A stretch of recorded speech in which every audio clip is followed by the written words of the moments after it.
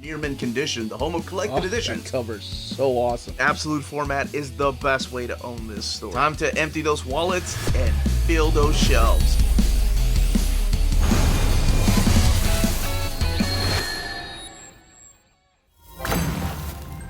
What's going on, all you minties? Uncanny Omar here from Near Mint Condition, the home of collected editions, and join me today for my overview of the Complete Invincible Library Edition Volume 1 from Image Comics. So let's go ahead and get started.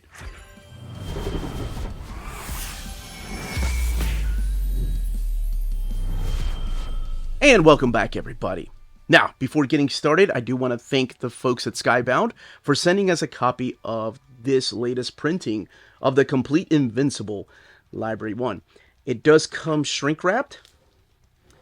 Where's the leaflet? All right, so this is the latest printing. The original printing was in, oh my goodness, I want to say it was like 2008, 2007. So let's get it out of its shrink-wrapped.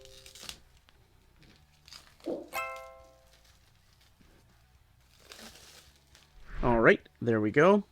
And before I even look at it a little bit closer, the stories collected in here have been previously collected in a series of trade paperbacks, but the way that I've collected them over the years has been these ultimate collections, these hardcovers. And as you can see, it is taller than these hardcovers, even out of the slipcase, which we'll look at here in a second. But first, let's get a closer look here at Invincible and his dad right there, Omni-Man, the Complete Invincible Library Volume 1. And it looks like it's going to have some connecting letters there. And then the backside of that same image. And the back of the slipcase image, the Complete Invincible Library, Kirkman, Walker, Ottley, and Crabtree. Now, outside of the slipcase is this image right here. And that's the lettering right there. Okay, so the lettering goes across with an image of Omni-Man and Invincible there. So the art is on board. No dust jacket, just art on board. And inside of the slipcase is just plain white. The bottom right here does show you the ISBN, Skybound logo, the image logo, and then the retail price, $125.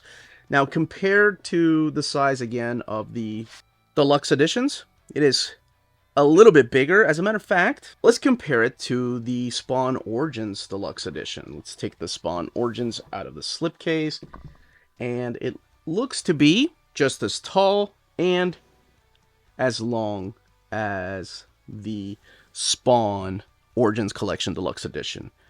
And if you don't have this, I'm going to compare it to the size of an Absolute Edition. But let's take the Absolute out of the slipcase to make it fair. And there you go. So, the Absolute being just a slightly bit taller. Here, let's look at this angle. So, just a little bit taller than the Invincible Library Edition. So, with a word like library, I wanted to compare it to the Black Hammer Library Editions from Dark Horse Comics, which honestly look about just as tall. Nope, never mind. Looking at it from this angle, it's just a little bit taller. And each company has different sizes, of course, for their collections. I don't have the original printing, but I did hear that this new printing is taller than the original printing. And it does have a flat spine, just like 99% of the Image collections. Okay, we're going to crack this open. I'm going to talk about the stories collected in here. I'm going to do a little size comparison to the internal artwork of the Invincible Ultimate Collections. And then we'll look at the binding and, of course, all the extras of this book. Okay, let's go ahead and get this book open. You have some blue end sheets right here. The title page, The Complete Invincible Library Volume 1, created by Robert Kirkman and Cory Walker. And then your credits over here, written by Robert Kirkman, penciled and inked by Cory Walker, the first 7 issues. And then Ryan Ottley stepping up and finishing out the rest of this book by penciling and inking. Bill Crabtree doing the colors for the whole book, Ross Wooten doing the lettering, the covers over here, and there is some additional artwork for issue number 7 and the origin stories, and we'll talk a little bit more about that in a little bit here. And here's your introduction by Robert Kirkman. If you have the Ultimate Collection, the hardcover, there is an introduction there, but it's not by Kirkman, it's actually by Brian Michael Bendis. In this introduction by Kirkman, he talks about where he was in life when he was pitching the idea of Invincible and how it all came from Science Dog and it turned into Bulletproof, and then Cory Walker and him just made magic together with Invincible. And it doesn't spoil anything. As a matter of fact, it kind of tells you that there are some big twists and turns in the book, which I won't talk about until I get to the spoilers section of this. Because I feel like so many years has passed since this book has been out that I can actually talk about that. So collected in here in this library edition is the issues 1 through 24 of Invincible, plus the free comic book day material and issue number 0. And that's the free comic book day from 2004. The book has 768 pages and retails for $125. And again, that price is the same price that it was when this library edition first came out in 2007. But we are looking at the new printing. And what happens in this book, or what this book is about, to kind of give you a non-spoilery in case you haven't seen the show or you haven't read any of the comics, it is the story. Oh my god. Of course I picked the one where he's sitting in the crapper. It's the story of this young man named Mark Grayson, who's a 17-year-old high school senior. And there's this flash forward here where he's throwing this guy that's about to blow up. And then we get the flashback of 4 months ago where he's just an average teenager. And there's his mom right there. And he's working at this burger place after school where he learns that he's got superhuman abilities. Now, he's not shocked by this because he says it's about time. This is his best friend, William, over here. And all of this got started in 2003 when it was published by Image Comics. And I'll talk a little bit more about the history here in a second after I talk about what the pitch is. Now, at dinner time after work, he comes and tells his mom and his dad, this is Nolan Grayson and this is Debbie Grayson, that he got his powers. And his mom's like, oh, that's nice. Can you pass the potatoes? And that's how she reacts. So you get the idea that this family knows that he's got powers that were waiting to be activated.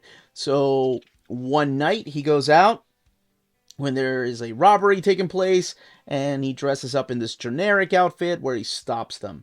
This book, this entire series does not waste any times. And that's because if you had been reading comics for a while, you already know the tropes. And that's why a lot of us that love comic books love this series, because Kirkman doesn't waste any time. He lays it all out there and cuts corners when he needs to because of those familiar tropes, where normally it would take like 7 issues or more probably to set up a character. So his dad's like, hey, that's a ridiculous outfit. And his dad's like, look, let me take you to the tailor that makes all our outfits. So you start getting the idea that his dad also has superpowers. So he gets this outfit right here, which is a design for Bulletproof. And he still doesn't have a code name. Not yet. Not until the next day in school, when he stomps a bully and the principal calls him to his office. He's like, look, you're not in trouble. You actually did something right. That guy's a punk. But you know what, Mark? You're not invincible. And that's where the name came from. So this is another example of just getting right to the point. We have a bunch of bank robbers wearing a bunch of masks with guns. And in the next page is Mark, ready to stomp them with their own van. So that's pretty much issue number 1. Issue number 2, we start diving deeper into the history of Mark with this flashback. It's actually a flashback within a flashback. So this is Mark at the age of 7. This is his father talking to him and telling him about his origin, where he comes from, that he is a Viltrumite. It's this whole planet that has decided to spread peace amongst all over the galaxy. And he tells him that his sector was Earth, and he noticed that Earth needed some protection. He ended up falling in love with Debbie and had a son, and that's where he came from. And he said, look, you're going to have all the powers I have one day, because Viltrumite blood is just so powerful that you will end up inheriting. And Mark's like 7 years old. He's like, oh, cool. I want to be able to fly one day. And that he does. So again, you have all the tropey Superman type of story where an alien comes to Earth and now has an offspring. He gets to mate the Teen Titans, not Teen Titans. I'm sorry, the Teen Teams. Teen Teen, that's what the hell they are. So you have Rexplode, Robot, Duplicate, and Adam Eve. Now, Adam Eve plays a big part in this. This is Samantha Eve. What's her last name? Wilkins. And he recognized her as a girl that goes to his school. And he's like, hey, I know you. And then Robot's like, look, if you want to join us, you can join us. You know, we go on missions, we work together. And they start working together. He ends up quitting his job at the burger place. And then we finally get to see Nolan in his outfit. And he is the world's greatest superhero, known as Omni-Man. And Omni-Man is teaching his own son how to fly, how to fight. They team up together for a big interdimensional alien invasion. And his mom just so used to this, and she knew one day this would happen. And the more they work together, the first few issues are just kind of learning the basics. But also not, like I said, not really padding it out. Kind of condensing these tropey stories that you know, or you're familiar with, whether you read Spider-Man or whether you come from the world of DC Comics and you've read sidekick type of characters, because he does feel like a Robin / Nightwing because he's being trained by Omni-Man. And then he gets to go outside of his backyard and meets Alan. And Alan is this alien that comes from another planet who's accidentally mistook Earth for this other planet that he was supposed to be surveying. And kind of his role is to keep an eye on planets to make sure that they can be protected.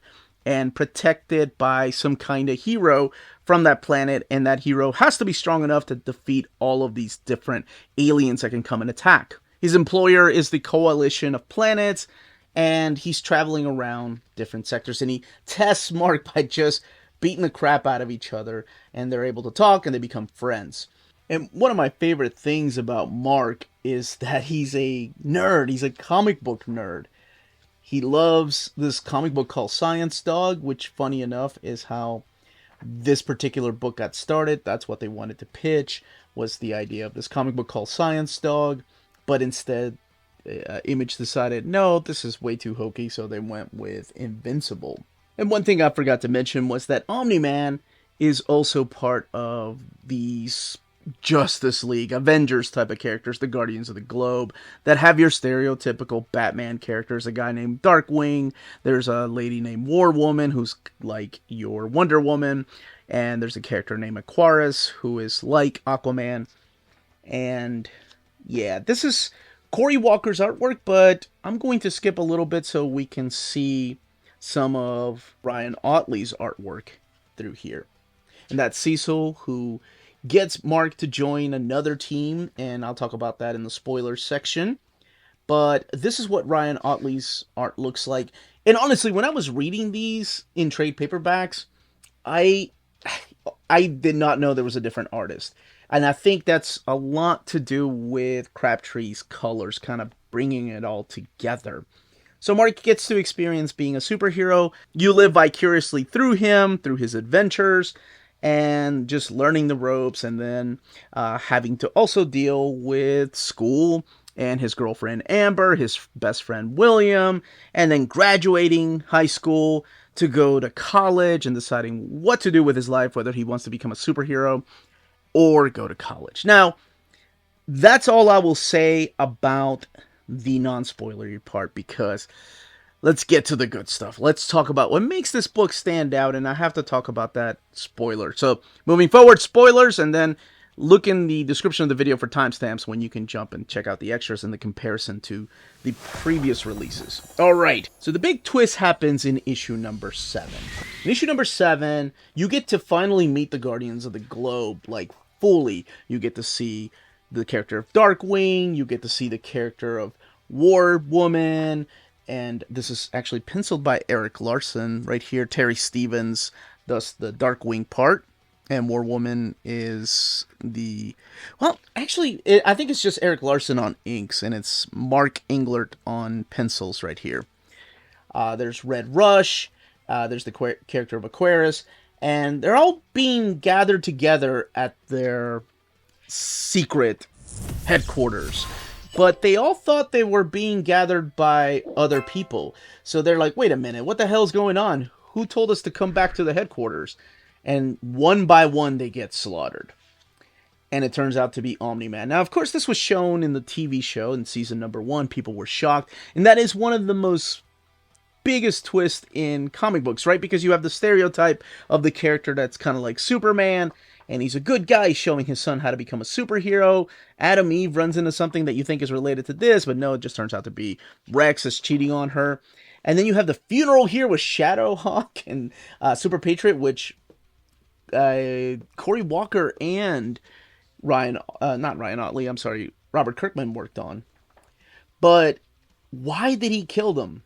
We still don't know, and for a few issues you don't know. There's all these characters right here that are trying out to replace the Guardians of the Globe, like Monster Girl, who will be a big part of this storyline, and I'll probably talk more about her in the second book. So it's in issue number 10 and 11 that I forgot about the demon detective right here, that you find out why he did it. So in issue 10, the Immortal, of course, with that name, comes and fights him and asks him why he did it. And then in issue number 11 is where you find out the twist. This, again, was the cliffhanger of season number 1. And what he does is Nolan tells Mark exactly what the truth is behind the Viltrumite Empire. And if you've seen Dragon Ball Z, it's kind of like that. It's kind of like Vegeta and his father sending out his troops to go and conquer worlds. And that's what he was set out to do. Nolan was supposed to come and conquer Earth. However, he fell in love. Fell in love with Debbie, had a son, but knew one day that it would come to an end. Ended up joining the Guardians of the Globe. And he knew it would come to an end because Viltrumites have a different lifespan. They have perfected health. And they live a lot longer. For eons longer than humans. So he knew that he had to conquer it, or the Viltrumite Empire was going to come down here and find out exactly what was happening. So he tells Mark to join him, and Mark's like, I don't want that life. What are you talking about? So they get into a huge fight. Oh my gosh, and this fight is so freaking awesome. It's one of the best fights in comics, and a lot of it has to do with, again, Crabtree's colors. There's that ridiculous over-the-top blood. He beats the living crap out of his son and still says, have you had enough? And he was like, oh, I'm going to stop you, Dad. And he doesn't. He doesn't know why. He's like, why do you keep resistant? What is it you think this world has to offer? Because he realizes that, after 500 years, everyone they both know is going to be dead. What will you have left? And he says, you, Dad. I'd still have you. And then Nolan just takes off crying and leaves his son there. That was a big twist. I don't think a lot of us saw that coming. And it bumped the sales up of the book because by issue number 3, sales were slogging. Then we got to that twist in issue number 5, sales picked up. But I remember by issue 11, like, my friend Chris, when I was coming back to comics, was like, dude, you got to check out Invincible. This guy's out of Kentucky. He's the guy with Tony Moore that did the Battle Pope. And if you lived in Kentucky, you knew Battle Pope. Because not a lot of comic creators, besides people like Don Rosa, have come out of here. So I was like, yeah, dude, this book feels like every other tropey superhero book. But I like the pacing. This book still is a fast read to this day. So the first 24 issues are about him ending up as a replacement for Earth's hero. This is issue number 0 right here. Kind of him telling Amber, or retelling the origin of Invincible. And there's a lot of teenage drama through here too. Like, he graduates high school, his relationship with Amber grows, but he still has some feelings for Adam Eve. And these are the little origin stories right here. These are drawn by different people, like Todd Knock does some of this stuff, and Cory Walker does some of the stories in here. But the story of, like, Adam Eve spun into a miniseries that's unfortunately not collected in this, but it is collected in the Ultimate Ultimate, what is it called? The Invincible Universe, that's what it's called. And then in the back, you get sketches. So let's welcome everybody back. Now that we talked about spoilers and showed off that awesome twist with the big, beautiful art, let's do a comparison here in a minute, but let's talk about the extras. All right, so the extras, the book, keep in mind, is 768 pages, while the Ultimate Editions, these right here, are 400 pages, and then volume number 2 is 352 pages. So this book has about 14 more pages, because they also collect the covers here too of those Ultimate collections. So it's got a few more extras back here. So you have panel designs, character designs, and cover art, sketches. This is a preview page right here. And I love the original covers, because eventually we do get a character named Bulletproof that is wearing that concept cover, or that concept costume that Mark first has. Actually, let me show you. Oh, while I'm looking for that page, they want to show what the Mark Silvestri Free Comic Book Day cover looked like, because it's one of the rare few times that we see Mark Silvestri draw the character of Mark Grayson. Here it is, in the first issue, when Mark was trying to get a new costume, they kind of gave him this, and eventually this other character appears named Bulletproof wearing that same costume, which in the back you can see the original concept design for the costume all the way back here.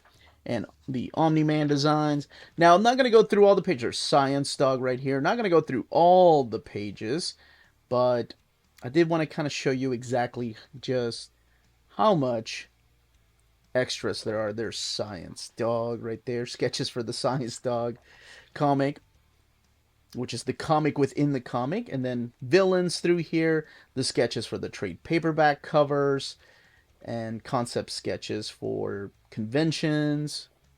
There's the script right here to issue number 23, and then the pitch, and then the covers right here to the trade paperbacks, and like I said, also collecting the covers to the Invincible Ultimate collections. And thanks for reading right there. Let's take a look at the binding. 768 pages. It is sewn binding, and that's what the eye looks like. Flat spine. But you do get a lot of the image, actually. Very minor gutter loss happening right there. Now, what I'm going to do is compare this to the Ultimate Collection, the internal pages here, and the Compendium.